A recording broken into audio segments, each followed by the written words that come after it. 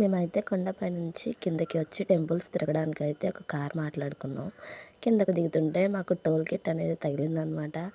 ఇక్కడ toll gate నుంచి కిందకి 40 మినిట్స్ టైం పట్టాలంట కొండ కిందకెళ్ళేటప్పటికి. అది ఇక్కడ రూల్ అనేసి కార్ అంకుల్ చెప్తున్నారు.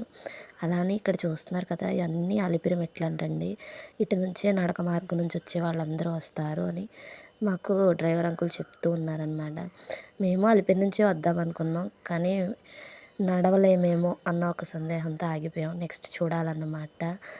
అలానే ఇలా వచ్చేటప్పటికి మాకు అంజనాద్రి వచ్చిందనమాట.